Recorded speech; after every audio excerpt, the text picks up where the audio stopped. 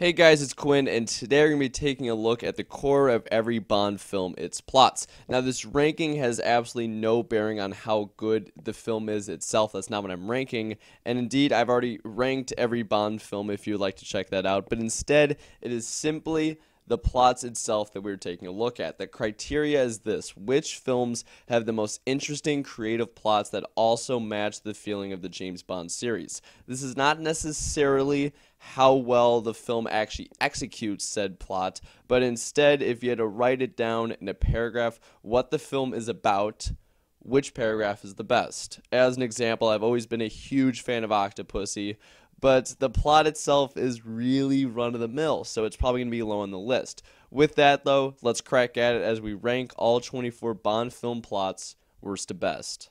Number 24, Die Another Day. Every once in a while, a film jumps the shark, and this one takes the cake. As undoubtedly the worst film objectively in the series, this film sure as hell gets brownie points for creativity, but this is the one plot in the actual series that takes me out of the film by how unrealistic it is, which is saying something because this is the Bond series.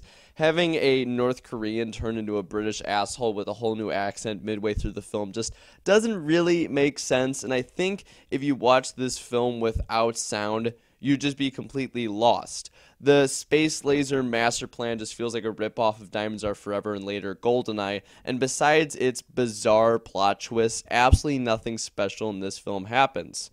That is not to say that this film isn't fun, and in fact, I'm a closet fan of the film. It's just Die Another Day, plot-wise, is trash. Alright, for these next ones, I'm going to kind of rapid-fire them so we can get to the top 10, okay? Number 23, A View to a Kill, and number 22, Tomorrow Never Dies. Both films have fantastic villains, no doubt about that, but everything that happens is so run-of-the-mill, it's kind of boring. Tomorrow Never Dies nudges out A View to a Kill because the villain scheme is more interesting by doing everything for newsreel, but besides that, nothing too much happens in these films that makes you look back and say, God, what brilliant pieces of writing. Tomorrow Never Dies, in particular, is a very fun film and probably in my top 10, but its plots are just a little too formulaic. I told you it was coming. Number 21, Octopussy. It's practically the same thing as Tomorrow Never Dies, but 15 years prior. Again, extremely fun film, and the entertainment factor is there, but it might be the most uncreative film in the series. Number 20, Moonraker. I've recently reviewed this film, so I think you can guess what I'm going to say, but it literally is just a supercut of Star Wars, You Only Live Twice, and The Spy Who Loved Me. I love the fact that they went to space, and the music is beautiful in Moonraker, but it's literally the same film as The Spy Who Loved Me. It really angers me the fact that this film is a cash grab, and although additions like Jaws are great, there is much to this plot that is either stupid or doesn't make sense. Like how they were able to build a space station during the Cold War with anyone finding out or caring. It feels a little lazy to me. Number 19, Thunderball, and number 18, For Your Eyes Only. Thunderball falls under the Bond formula category, and For Your Eyes Only, although it tries to be more serious, by doing so, absolutely nothing in this film is memorable. Both just feel a little too safe, with Thunderball suffering from a lack of effort, and For Your Eyes Only lacking because of a lack of, well, inspiration. Number 17, Spectre. I really like this movie, but there's no doubt that there was some missteps in this film. I'll try to be vague to avoid spoilers, but I think that Christoph Waltz could have been used a lot more, and I think the relationship that was presented between Spectre and a, let's just say, certain old Bond villain was just a little too convenient for the series. If you guys have seen the film, I think you can guess which one I'm talking about. Said villain was kind of a loan shark, so to have him as a member of Spectre just kind of felt wrong. Besides that, though, the pacing was a little weird, and the film may have been a tad long, which I only complain on an objective level. I love long Bond films, but as an objective plot review, it is clear that there are some problems, and even though the overall aura of the film is exciting to watch, there's no doubt that there is some errors throughout. Number 16, Diamonds Are Forever. Number 15, Live and Let Die. Both use the themes of the film very well, whether it be cloning or voodoo, and play off of it to make a somewhat original film. Both, though, have horribly stupid reveals, whether it be Blofeld not being dead multiple times throughout the film, or that the main villain was wearing crappy prosthetics in Live and Let Die, both of which make their respective films feel like there was more that could have been improved to make the plots tighter, to take out these pointless reveals. Number 14, The Spy Who Loved Me. Number 13, You Only Live Twice. Similar to Moonraker, but with a lot more creativity and age, You Only Live Twice does a lot by combining an Asian backdrop with space and the reveal of Blofeld, but this time well done. It is overall a creative film, but it is hindered largely by the fact that the overall scheme of the film feels a little repetitive at this point in the series by trying to cause some sort of nuclear winter. Same is true of The Spy Who Loved Me. Elements such as Jaws and the workings with the KGB are really great pieces of ingenuity for the series, but the grand scheme just feels weak. I get that the series is a complete response to the Cold War, which I'll talk about later, and this is where its source material comes from, but it just feels a little underwhelming by having everything revolve around a hate of communism. They're both great, but it's around this time in the list that we have to nitpick, and these are the first two really great plots to follow, mostly because they, along with Moonraker, feel so similar to one another. I think this one's going to surprise you guys. Number 12, Skyfall, and number 11, The World Is Not Enough. Again, I must emphasize that this is not a ranking of how much I like these films. For Skyfall is a top 5 film for me, and The World's Not Enough is probably in the top 10 as well.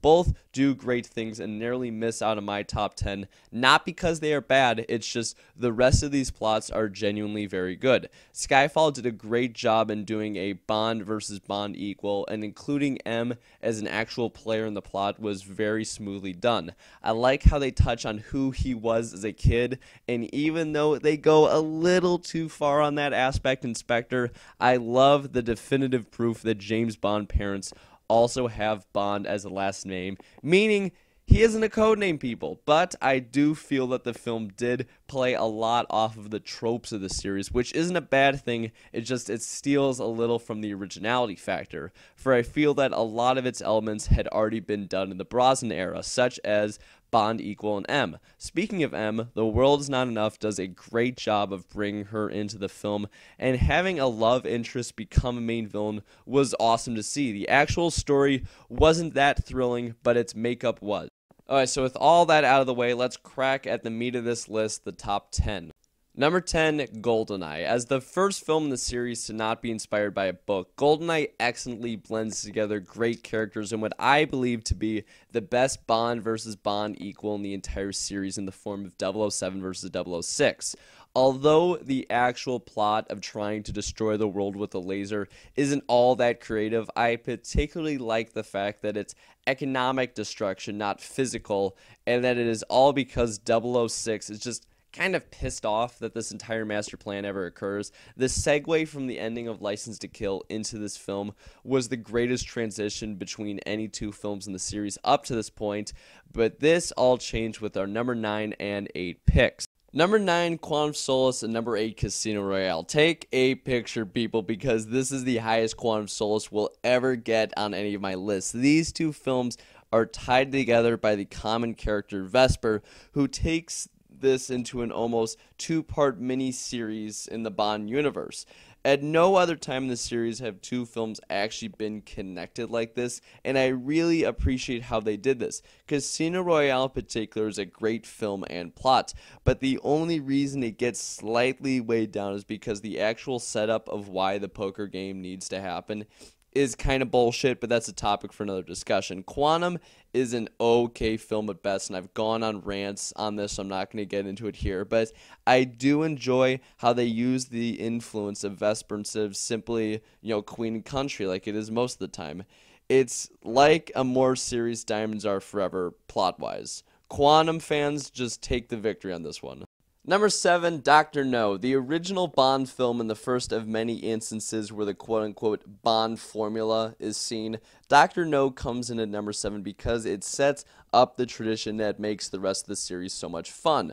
Now, I've stated many times that Dr. No is one of my least favorite films subjectively, but it's a little charming, knowing that every great trope, whether it be the gun barrel, meeting the Allies, getting the girl midway, and then all that culminating with a fight against the villain, comes from this one film. They could have been way too serious or way too slapstick, either of which would have ruined the series, so respect for coming up with a great skeleton of a film, even if the actual thing is, granted, a little boring. Number 6, The Living Daylights. As the most intricate plot to a film since From Russia with Love, The Living Daylights gets credit for being killer and how it just combines all the elements of the Cold War thriller that I think the Roger Moore era was unsuccessful in doing. Instead of it being a fate of the world situation, the one-on-one battles that Bond has with the KGB is really well set up throughout the film, and even though many of the characters and the ultimate payoff is a little weak, to say the least, this film is smart. A lot of subtle things happen, especially when it comes to who is actually assassinating who, which may seem a little confusing, but it's very well done in the film. And the movie has a slightly darker vibe that perfectly fits the talents of the plot and Dalton alike. Number 5, Goldfinger. Although nothing in this film really stands out as brilliance plot-wise, this is by far the best example of your traditional Bond structure in the entire series. I've already went through it with Dr. No, so I'm not going to repeat it again, but Goldfinger really well develops the entire scene and characters while also keeping the film very unpredictable. It's subtle in how it reveals key plot points, which gives the film great replay value, and even though parts may be considered a little rapey by today's standards, and I'm looking at the Bond Pussy Galore barn scene, the rest of the film is very solid in how it's structured. Number 4, The Man with the Golden Gun. Again, this is not a ranking of how good the films are, but instead, if I told you to write down the plots, which ones are the best? And on paper, The Man with the Golden Gun should have easily been one of the best in the series. Now, we know the actual film is crappy, but if we think about what this film is at its core, it's exactly what you want from a Bond film. As by far the best Bond versus Bond equal at this point in the series, Golden Gun best demonstrates Bond's ability to go up against someone who could be considered better than himself. It's a struggle for Bond to prove he is the best, and this film, more than maybe any other, demonstrates Bond's ultimate superiority. At least, that's what they were shooting for. Again, people, on paper it's great though. Number 3, License to Kill. I've never been a huge fan of this film, but it's undoubtable that this film goes in a completely different direction than the rest of the series, and I really like that. Having Bond go rogue and actually demonstrate his abilities outside of the regular capacities is really fascinating to watch. We see his good side at times, but more importantly, we see what a bastard he truly is. This plot opens Bond up to just reaching lower and lower into the dirtbag that he's become throughout the film, and for some people, it may seem a little dark, but good for them for really trying to shake it up in the series. It only loses out on these top 2 because these top 2 plots I think are really something special in the series. Number 2, On Her Majesty's Secret Service. Similar to License to Kill and how we see Bond's true colors, we see for the first and only time in the series what Bond cares more about than anything else in the series, and that is Tracy. Combine that with Bond's also fighting of Blofeld, and you get one of the most interesting plots in the series that I think we will ever have. What is particularly great, though, is the ending, how, because Tracy is dead, it finally vindicates all of the Connery era in explaining how Bond could truly hate a man, that being Blofeld, so much.